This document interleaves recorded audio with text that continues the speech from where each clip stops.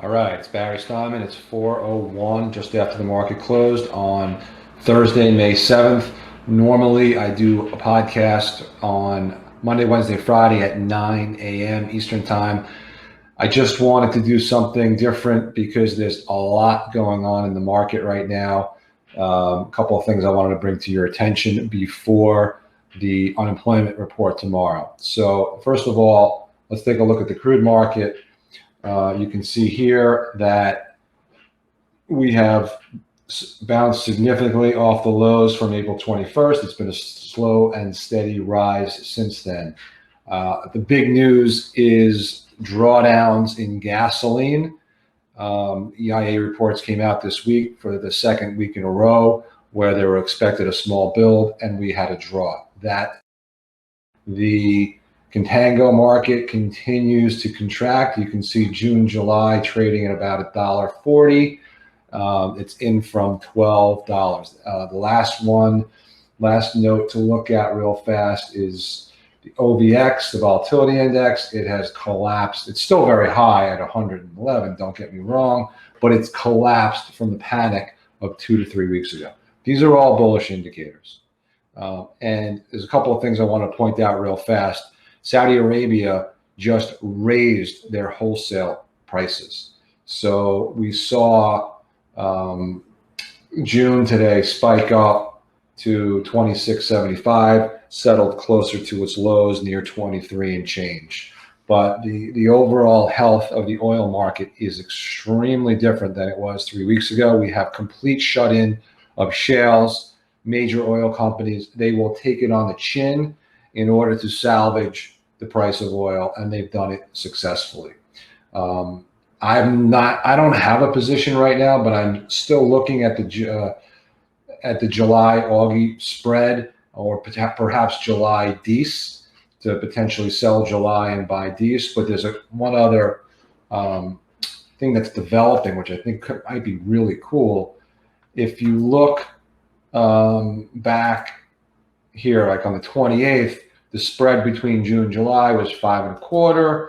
July Augie 350, 260, and so on. A nice smooth curve. If you look yesterday, June, July $1.60, July Augie 140. Still a curve with some smoothness to it. Look what happened today.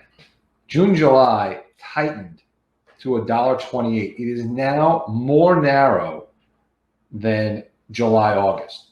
That is telling us there's a huge message in that market. A, we are about to go into some sort of a bull market phase, or B, there's a bunch of shenanigans going on in the professional world, and I'll show you what I mean by that. If you look at, I don't have the data for today, but for yesterday, the open interest for June for the USO, which is the largest holder of oil futures at the NYMEX, is zero, because they panicked and rolled out of it at the worst possible time, and they had to. They didn't have a choice. They had over 150 to 200,000 longs, and they rolled it out, and now you can see their position, 35,000 in July, and it's spread out all the way to June of 21. They are still holding significant positions in July. They have zero in June. And what you're seeing is the open interest is higher in July than June. I'm going to go on record saying that this spread, June, July, is going to flip from negative $1.28 to positive. June is going to go over, because the whole world believes that there's going to be a roll and a squeeze, and there's not. So it's going to be really interesting to see that happen, because it went from negative 12, it is now negative $1.28. I think the June contract is actually going to trade higher than the July. And the July contract is going to end up being the real dog. So we shall see what happens. But I think there are some major players out there that are going to try to push this thing, and they're going to be successful. So that's something pretty interesting to watch. Quite a turn of events. So I don't know what tomorrow's going to bring with the unemployment report, but the oil market looks poised for a grind higher. It's the bear market is officially over. So let's turn to gold and silver real fast. They've been very choppy lately. As you can see, we're bouncing around in this what's called a declining wedge. And as it gets to a point, it usually breaks out one way or another. And here you saw gold today break out to the upside. Let me show you the silver chart as well. Silver is peaking right at the top of that wedge.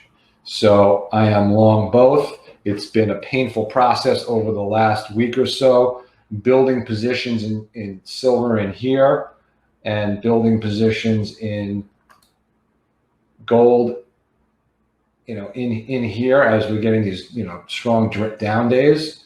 But I am long. I was able to hold on.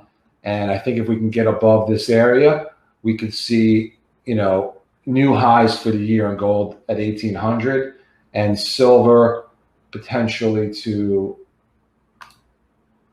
at least 16 and change this week, but within the month, potentially 18. So it's a pretty large move. I'm going out on a limb and predicting.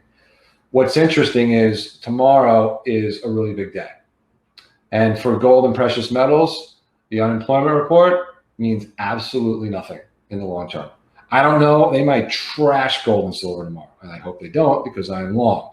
But in the scheme of things, it means absolutely nothing. Only thing that matters to gold and silver is interest rates are low. Inflation will be running higher than that interest rate, which means negative real interest rates. So if you buy a bond or put your money in the bank and you earn 0.25% and inflation is 1%, you're going to lose 0.75%. So that's the only time in any sort of economic situation that gold and silver makes sense. And we're in it, and we're in it for a long haul. And to boot, I've talked about this ad nauseum, the Federal Reserve has printed $6 trillion. And that's what's causing these negative real rates. So no matter what happens tomorrow, gold and silver are going higher. So if it crashes a little bit tomorrow because the number is horrific and stocks get walloped and people sell silver and gold because they got margin calls to meet, it's nothing more than a buying opportunity. End of story. But I hope that's not the case. But I have no idea what the number will be for this unemployment report. This is going to be, I would say, top 5 or top 3 most important economic reports in the history of the United States that has ever been released. I mean, this is the granddaddy of them all. I mean, because you can only make a comparison to something like World War II or I don't know what else. So we're expecting, this is insane. Last month, we only lost 700,000 jobs. And that was because, Corona was only just kicking in early March. It really got going in late March and early April. It was a disaster. What is truly amazing is not only is the consensus a loss of 21.5 million jobs, when the biggest number ever before that was, I don't think it was 701,000. I think it was actually about 750 in 1996. It was actually positive 750. It's kind of when Alan Greenspan said the phrase irrational exuberance. So it was the second biggest month-over-month change was last month, but it is now nothing compared to this number that we're seeing here. The unemployment rate is going from 4.4% to an incredible consensus of 16.4%. I'm going to go with we're going to have worse numbers than we see here. I'm going to go with negative 25 million as my number for non-farm payrolls, and I'm going to go with 19% unemployment. I'm picking those numbers out of a hat, but my point is I think it's going to be worse than what is expected. So my show doesn't start till 9 tomorrow. The number comes out at 8:30. I just thought I'd share this with you guys ahead of time. And one last note, I'm going to pat myself on the back because I am the worst individual stock picker ever, but I got one right. Even a stopped clock is right twice a day. So on Tuesday's roundtable discussion, the discussion was about how the U.S. just went from a crisis in the oil markets to a crisis in the food market, and what that means for both producers and processors and the consumer at the end. Ultimately, what's happening is we have a very quick growing shortage of poultry, pork, and beef. That wasn't McDonald's. Burger King, 1 in 5 Burger Kings will not be serving beef this week. It's crazy. Costco's shelves are wiped out. So we're on the show on Tuesday, and I got posed the question, how do you profit from it? And I'm much more of a futures guy, and there's not too much to be said about the futures market for hogs and live cattle. They're very thin markets. They're really not for the average consumer. You can't trade. There's no beef futures, like processed beef. So I deflected my answer to Tom Chisholm, who's a much better stock picker than me, and he came up with some things, and I quickly came up with Beyond Meat because it's plant processed or plant based. And lo and behold, I hit a triple, or maybe even a home run, as the next day,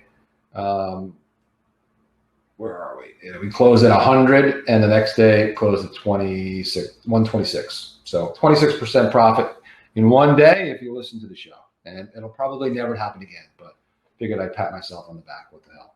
So anyway, I have no positions on in the S&P. I have no positions on in oil right now, but I'm looking at it pretty closely, and I am long gold and silver, and I have a small current position. So I encourage everyone to watch the markets very closely at 8:30 tomorrow. Some of the gyrations might be epic, and I'm probably going to put some orders really wide, both to buy and sell in the S&P, small. If I get filled, I might be able to squeeze out a few bucks pretty quickly. So that's it for the special edition. Have a good night.